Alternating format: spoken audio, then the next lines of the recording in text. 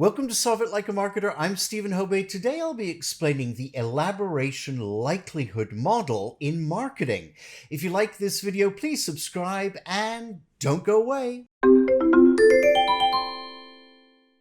Now, the elaboration likelihood model, or ELM for short, is a theory of persuasion that proposes that there are two different ways people can be persuaded of something.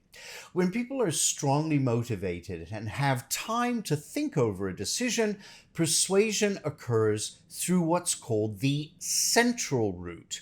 Here, they carefully weigh the pros and cons of a particular choice. Buying a new home, for instance, is something that takes careful consideration. On the flip side, when people are rushed or the decision is less important, they might be persuaded by the peripheral route. So I'll get back to that one in a second.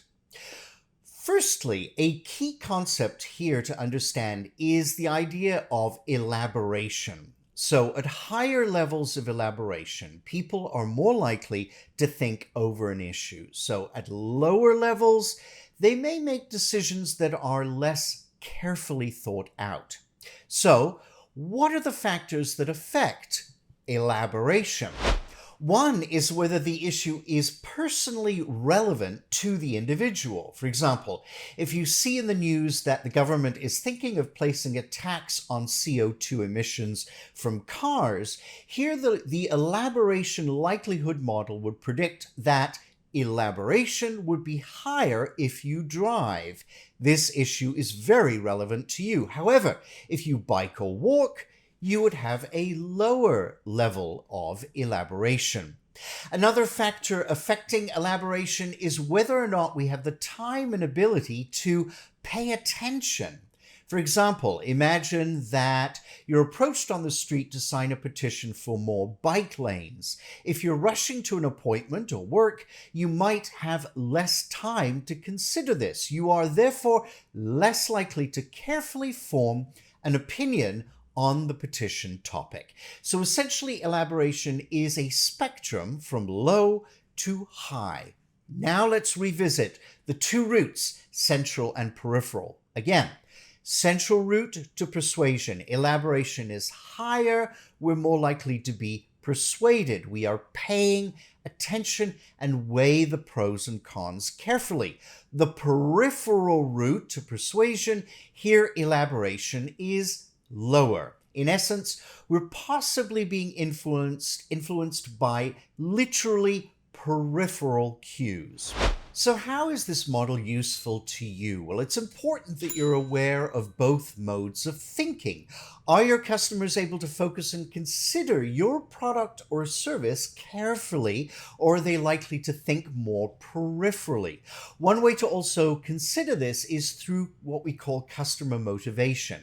If you're building a website that sells camping equipment, for example, an avid outdoors consumer will be highly motivated to visit your site, as opposed to someone considering a camping trip, but they're not really sure if it's for them. So think about who your target audience is and engage with them.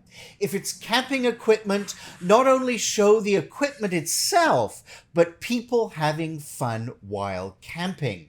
Here, your messaging and visual imagery are key. Play to the consumer's enthusiasm.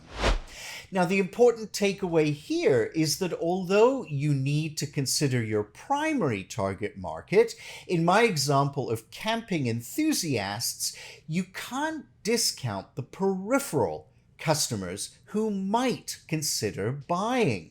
Always have this other cohort in your mind when you're creating messaging and visuals. How can you engage with these consumers in such a way that has them stop and think, make those leaps in logic for them? For instance, camping is not only fun, but good for your health, good for the environment, a family activity, cheaper than, say, going abroad. So these are all potential hooks that might turn peripheral thinking into careful consideration.